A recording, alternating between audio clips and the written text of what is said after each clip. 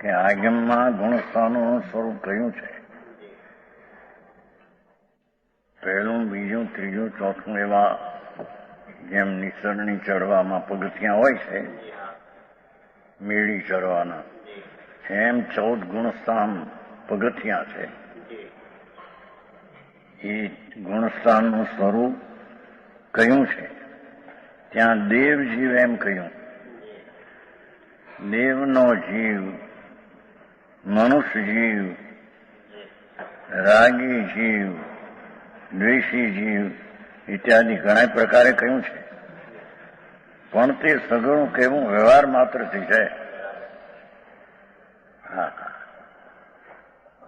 અને એમ કેમ કહ્યું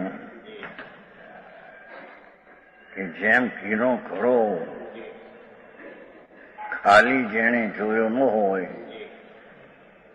એકલો ઘડો ખાલી જોયો ન હોય, એને એમ કહેવામાં આવે કે ઘીનો ઘડો, આ લોટની માટલી, તેલનું બરણી, કારણ કે એકલી ચીજ જુદી જોઈ ન હોય, એને એ રીતે સમજાવે કે ભાઈ આ ઘીનો ઘડો તે ઘીમય નથી પણ માટીમય છે.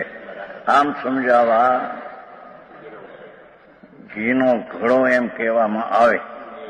એનો હેતુ એ કે એને ઘડો એકલો જોયો નથી, એથી એને એ રીતે ઘીનો ઘડો તે માટીમય છે એમ બતાવે છે. એમાં ભગવાન આત્મા શુદ્ધ ચૈતન વસ્તુ છે તો કોઈની જોઈ નથી. સમજાણું કાંઈ?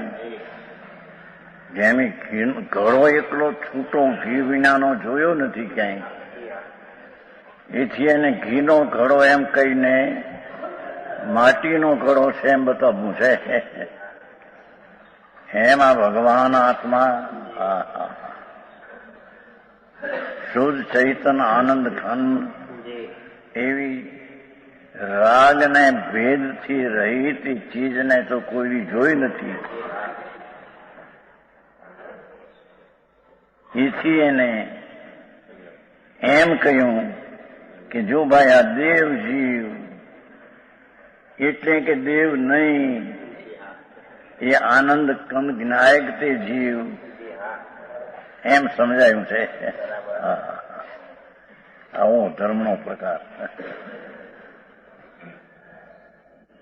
અરે ધર્મ બાપુ કઈ સાધારણ છે? અનંત કાળમાં એક સેકન્ડ માત્ર કર્યું નથી. એને સમજવો એ વસ્તુ અલૌકિક છે.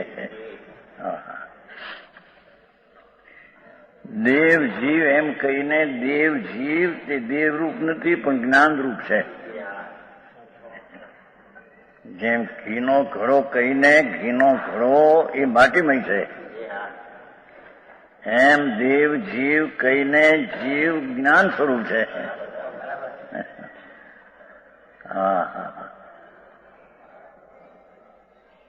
એમ મનુષ્ય જીવ, સ્ત્રીનો જીવ, પુરુષનો જીવ, ત્રિયંચનો જીવ એમ કહેવાય ને, એમ કહીને કહેવું છે કે એને એકલો ચૈતન સ્વરૂપ છે તો કોઈ દી જાણ્યો નથી, જોયો નથી, અનુભવ્યો નથી. એથી એને એમ કહીને કે જો ભાઈ આ ઘોડાનો જીવ એટલે કે જીવ જ્ઞાનમય છે, ઘોડાનો નહીં. આ મનુષ્ય જીવ એમ કહીને કે મનુષ્ય જીવ એ જીવ મનુષ્ય નથી પણ જ્ઞાનમય છે. આવો ઉપદેશ છે. રાગી જીવ, જો ભાઈ આ રાગ થાય છે ને એ રાગી જીવ છે એમ કહીને રાગી જીવ એ જીવ રાગમય નથી, જ્ઞાનમય છે એમ કેવું છે. આવો માર્ગ વિતરાગનો. દ્વેષી જીવ ઇત્યાદિ ઘણા પ્રકારે કહ્યું છે, પણ તે સગળું કહેવું વ્યવહાર માત્રથી છે. જેમ ઘીનો ઘડો કહેવો એ વ્યવહાર માત્રથી છે, એમ રાગી જીવ, પુણ્યવાળો જીવ, પાપવાળા જીવ એમ કેવું એ તો વ્યવહાર માત્ર છે. એ ફક્ત કહીને એને જીવ ચૈતન્યમય છે આ નહીં, એને ચૈતન્યમય જીવ છે એનું તો કોઈ જ્ઞાન કર્યું નથી, સંકિત થયું નથી. હા હા હા, સમજાણું કાંઈ? એ રીતે એને સમજાવ્યું છે, પણ એ બધો વ્યવહાર છે. હા હા હા, વ્યવહાર માત્ર જ છે. દ્રવ્ય સ્વરૂપ જોતા એવું કેવું જૂઠું છે. હા હા, માટીનો ઘડો છે એમ જોતા ઘીનો ઘડો કેવું એ જૂઠું છે. એમ ભગવાન આત્મા જ્ઞાન સ્વરૂપી ચિદઘન સ્વરૂપ છે. એ દ્રષ્ટિએ જોઈએ તો આ બધો વ્યવહાર તે બધો વ્યવહાર છે. હા, જૂઠો છે.